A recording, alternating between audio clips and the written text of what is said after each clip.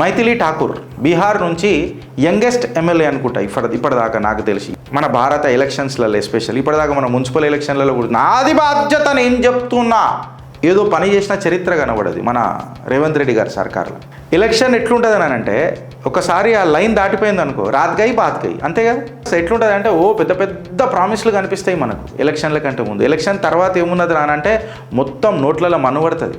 అయితే గిరీష్ ఇంతెందుకు ఊరిస్తున్నావు అని చెప్పి నువ్వు మాట్లాడితే ఒక లీడర్ ఈ ప్యాటర్న్ని బ్రేక్ చేసింది. ఆమెనే మైథిలి ఠాకూర్. రాహుల్ గాంధీ ఈమెను చూసి నేర్చుకోవాలి ఫస్ట్. నిజంగా చెప్పాలంటే ఇది ధైర్యమా లేకపోతే సాహసమా లేకపోతే ఆమె వీరాంగ అని చెప్పి మాట్లాడాలి. ఎందుకు మాట్లాడుతున్నానంటే తన సొంత గవర్నమెంట్ని క్వశ్చన్ చేసింది. గవర్నమెంట్ హాస్పిటల్ల యొక్క పరిస్థితి తన కాన్స్టిట్యుయెన్సీలో ఎట్లుందో చెప్పింది. ఎంత ధైర్యం ఉండాలి. పక్కకున్న మంత్రులు అందరూ జర కూర్చో నువ్వు చిన్నపిల్లవు నీకు తెలియదు అని అంటే నాకు తెలుసు నేనేం మాట్లాడుతున్నాను. ఇంకా మనం ఈ కాళేశ్వరం పర్రెల మీద నేను మాట్లాడుకుంటున్నాం. ఆమె హాస్పిటల్ పర్రెలు చూపించింది. ప్రెగ్నెంట్ హ్యూమెన్ యొక్క గోస చూపించింది. పిల్లలు పడుతున్న బాధ చూపించింది. Gautam Model School, Sun City branch, admissions are open for 2026. No admission fee, free school uniform and also bus transportation available for nursery to 10th class. Hurry up. Address, Sun City branch opposite Kasturba Trust. Limited seats. Contact us now 8121573123 and 8977113123. దాని తర్వాత మా పెద్ద సార్తో మాట్లాడకపోతే నాకు జర తిరగది దినమే గడవదు. నాకు దినం గడవది. అట్లా నాకు ఇష్టం, నాకు చాలా ఇష్టం ఆయన. సో ఫ్రెండ్స్ ఇవాళ మనం మాట్లాడుకోవాలా. మైథిలి ఠాకూర్ బీహార్ నుంచి యంగెస్ట్ ఎమ్మెల్యే అనుకుంటా ఇప్పటిదాకా నాకు తెలిసి. Youngest MLA. ఇండియన్ డెమోక్రసీలో ఎట్లుంటుందని అంటే మన భారత ఎలక్షన్స్లలో ఎస్పెషల్ ఇప్పటిదాకా మన మున్సిపల్ ఎలక్షన్లలో కూడా నాది బాధ్యత నేను చెప్తున్నా నేను అడుగుతున్నా నేను చెప్తున్నా చేయనికి పోయి దుర్బిన్ పెట్టి చూస్తే కూడా మనకు చెదలు కనబడుతుంది కానీ ఏదో పని చేసిన చరిత్ర కనబడదు మన రేవంత్ రెడ్డి గారి సర్కార్లో. అనలే కరెక్ట్ ఇంటారు కదా. ట్రై చేస్తా. ఎలక్షన్ ఎట్లుంటుంది అని అంటే ఒకసారి ఆ లైన్ దాటిపోయింది అనుకో రాత్గై బాత్గై అంతే కదా. ఇక స్టార్టింగ్ పాయింట్ ఎవడు గుర్తుంటాడు కదా, ఎవడు గుర్తుపెట్టుకుంటాడు మా స్టార్టింగ్ పాయింట్ రాత్గై బాత్గై. ఇది మొత్తం ఇట్లానే నడుస్తాయి. ఎట్లుంటుంది అంటే పెద్ద పెద్ద ప్రామిస్లు కనిపిస్తాయి మనకు ఎలక్షన్ల కంటే ముందు. ఎలక్షన్ తర్వాత ఏమున్నది రానంటే మొత్తం నోట్లలో నోట్లలోనే మన్నుపడుతుంది. ఏంది అని అంటే అత్తారింటికి దారేది ఇట్లా త్రిశూలం గుచ్చుకుంటాడు వాడు రైల్వే స్టేషన్లో పవన్ కళ్యాణ్ వస్తే అమ్మని అమ్మ వీడు కొట్టిసంతాడు రా ఇట్లా గుంజుకుంటాడు. అట్లా త్రిశూలం గుచ్చుకుంటాం మనం. రాజకీయ నాయకులు అందరూ త్రిశూలం ఏంటంటే నేను భక్తులు ఉన్నా త్రిశూలం కనిపిస్తలే నాలుకేకు నన్ను అడగొద్దని అని అంటారు. అయితే గిరీష్ ఇంతెందుకు ఊరిస్తున్నావు అని చెప్పి నువ్వు మాట్లాడితే ఒక లీడర్ ఈ ప్యాటర్న్ని బ్రేక్ చేసింది. ఆమెనే మైథిలి ఠాకూర్. క్లియర్ కట్గా చెప్పింది ఏందని అంటే వయసు ఇంపార్టెంట్ కాదు, ఎక్స్పీరియన్స్ ఇంపార్టెంట్ కాదు, expression of speech important, expressing my accountability is more important, representation of my duty is more important అని అన్నారు. రాహుల్ గాంధీ ఈమెను చూసి నేర్చుకోవాలి ఫస్ట్. ఇవాళ మైథిలి ఠాకూర్ దేశానికి క్లియర్ కట్గా చెప్పిండ్రు. తోటి ఎమ్మెల్యేలకు ఎంపీలకు ఒక కారణమై నిలిచిండ్రు. నిజంగా చెప్పాలంటే ఇది ధైర్యమా లేకపోతే సాహసమా లేకపోతే ఆమె వీరాంగ అని చెప్పి మాట్లాడాలి. ఎందుకు మాట్లాడుతున్నానంటే తన సొంత పార్టీ ఆమె అపోజిషన్ని బ్లేమ్ చేయలే ఫ్రెండ్స్. ఏదో పార్టీ లైన్ని క్రాస్ అయ్యి ఇష్టం వచ్చినట్టు ఆమె మాట్లాడలే. కెమెరాల కోసం ఏదో పబ్లిక్ స్టంట్ల కోసము జబజబా అని మాట్లాడలే. క్లియర్ కట్గా చెప్పాలంటే తన సొంత గవర్నమెంట్ని క్వశ్చన్ చేసింది. క్వశ్చన్ అవర్ బీహార్ అసెంబ్లీ ఇలా జరుగుతుంటే గవర్నమెంట్ హాస్పిటల్ల యొక్క పరిస్థితి తన కాన్స్టిట్యుయెన్సీలో ఎట్లుందో చెప్పింది. ఎంత ధైర్యం ఉండాలి. సొంత పార్టీ పక్కకున్న మంత్రులు అందరూ జర కూర్చో నువ్వు చిన్నపిల్లవు నీకు తెలియదు అని అంటే నాకు తెలుసు నేనేం మాట్లాడుతున్నాను. ఫోటోలు చూపించింది బ్రదర్. హాస్పిటల్లల్లా మొత్తం గోడల మీదకి పెచ్చలూసిపోతున్న ఫోటోలు చూపించింది.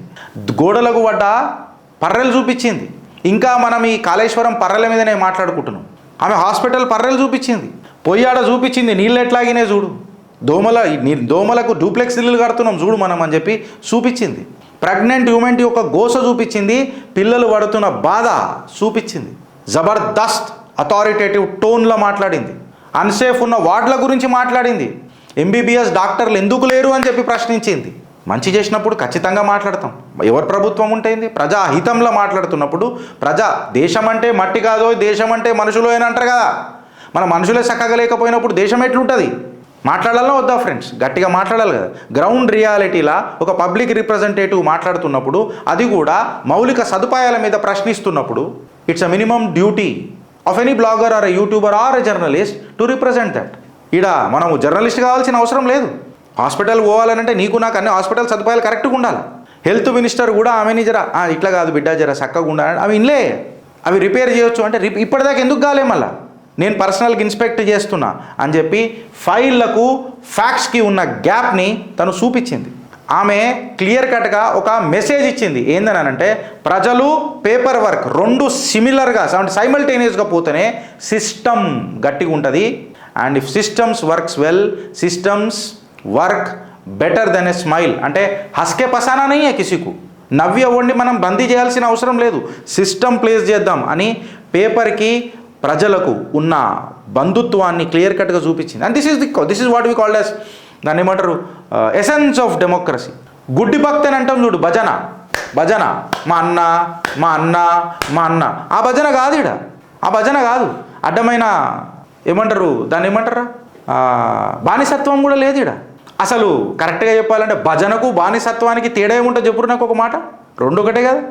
కన్స్ట్రక్టివ్ అకౌంటబిలిటీ చూపిన మైథిలి ఠాకూర్ రాహుల్ గాంధీకి నిజంగా గురువు అయ్యే లక్షణాలు ఉన్నాయా లేవా ఫ్రెండ్స్? నాకు ఒక మాట చెప్పురి. అదేంది గిరీష్ మళ్ళీ నువ్వు ఎక్కడ పోయి కాంగ్రెస్ని గుంజుకొస్తావని అంటే, మళ్ళీ సార్ ఏం చేసిండు పార్లమెంట్లో మొన్నటిదాకా ఏం చేసిండు? ముక్కుకి ఇంత పెద్ద ముక్కు అదేమంటారా ఇట్లా కట్టుకుంటారు చూడు సై సినిమాలో, గుంతలక్కడి గుల గుల గుల అని అనగానే కాంగ్రెస్ వాళ్ళు అంతా ఊ హా ఏందో అర్రుడు ఇది పార్లమెంట్లో, నాకు అర్థంగా గిదా. నువ్వేం మైథిలి ఠాకూర్ చూడు ఎంత క్లీన్గా తన ప్రభుత్వాన్ని కూడా వెనుకకు పెట్టింది, ఎంత సూపర్గా గద్దె అంటారు. నువ్వు అంటావు కదా, కొంతమంది అంటారు కదా గిరీష్ నువ్వు పాంపగా తోక సుట్టం లేక మాట్లాడుతావు, సెంట్రల్ బీజేపీకి దోస్త్ అంటావు, ఈడనేమో అల్లం బెల్లం కాస్కీస్ కటిఫ్ అని అంటావు. అంటే ఈడ ఓడున్నాడు చక్కగా మాట్లాడి మళ్ళీ లీడర్లు నేర్చుకోవాలి కదా. రాహుల్ గాంధీ ఏమైనా క్వశ్చన్ చేయగలుగుతాడా? పెద్ద పెద్ద స్టేట్మెంట్లు మాట్లాడనీకే చూస్తాడు. ఎట్లా మాట్లాడతాడు? మళ్ళీ ఎకానమీ డెడ్, ఇది ఎవడు మాట్లాడతాడు? ట్రంప్ గారు మాట్లాడతాడు. అసలు ట్రంప్ గారు కట్రేరు మనం ఎందుకు వేసుకోవాలా? సైజు పడుతుందా మనకు? ఆన్ కట్రేరా అని బని మనకెందుకు పడుతుంది? ఆడన్న మాటలు మన నాలుకెళ్ళకి ఎందుకు మాట్లాడాలా? ఏంది ఇది? ఇక ఈయన పార్లమెంట్లు ఇట్లా లేవ్వంగానే అందరూ ప్రతిపక్షాలు దేశం విదేశాలలో కూడా వచ్చిండయ్యా వయ్యారి అని చెప్పి మాట్లాడుకుంటుర్రు. గట్లు ఉంటుంది మరి రాహుల్ గాంధీతోని. మైథిలి ఠాకూర్ని చూసి నేర్చుకోవాలను. ఫారిన్ స్టేజ్ల మీద మాట్లాడిన స్పీచ్లు తీసుకొని వచ్చి ఈడ మాట్లాడతాడు.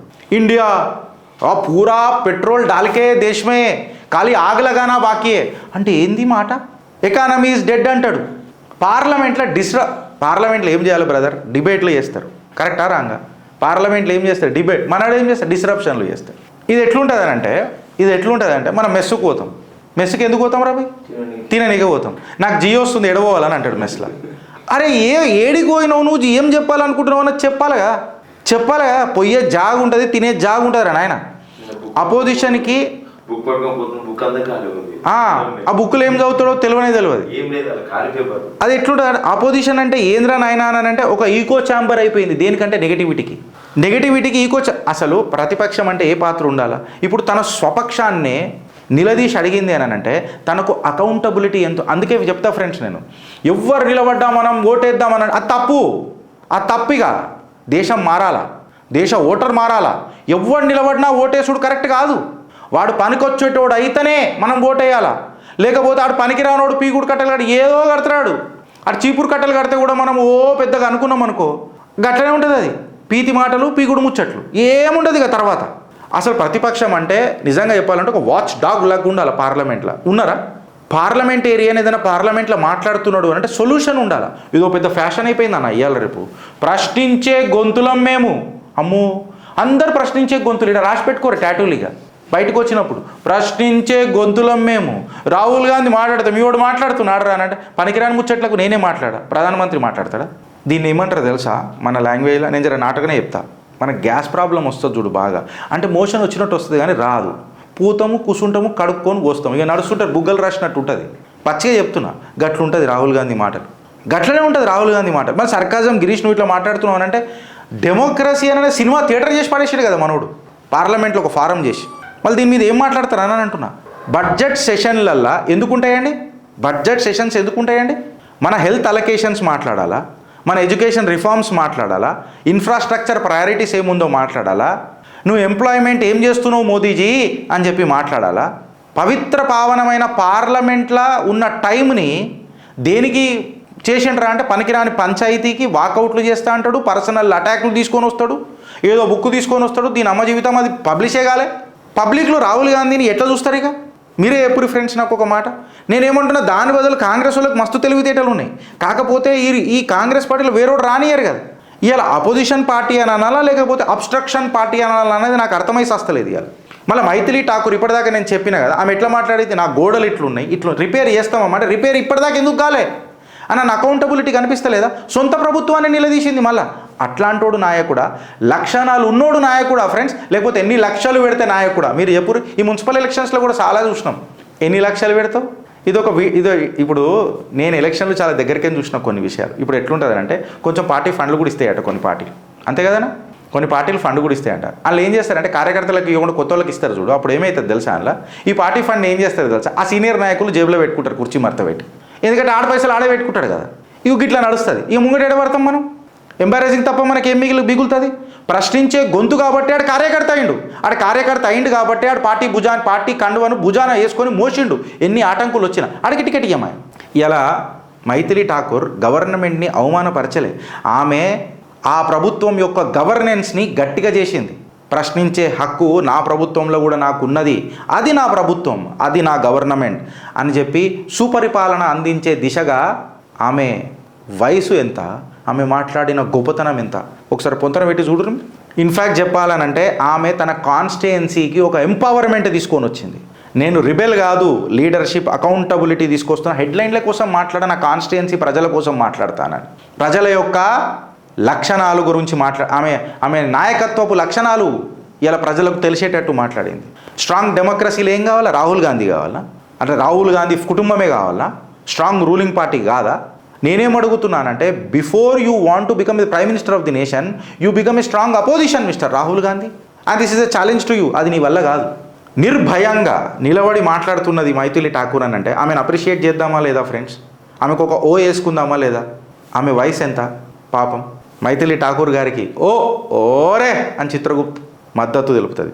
పాలిటిక్స్లా నువ్వు మీ ప్రత్యర్థులను ఓడగొట్టాలనంటే డెమోక్రసీని వీక్ చేసుడు కాదు, నువ్వు మౌలిక సదుపాయాలను గట్టిగా చేయాలి. అంటే నీ హాస్పిటళ్ళు, నీ స్కూళ్ళు, నీ న్యాయం, నీ ధర్మం, నీ గల్లీలు, ఇవన్నీ చేస్తే ఆటోమేటికల్గా డెమోక్రసీ గట్టిగా అవుతుంది.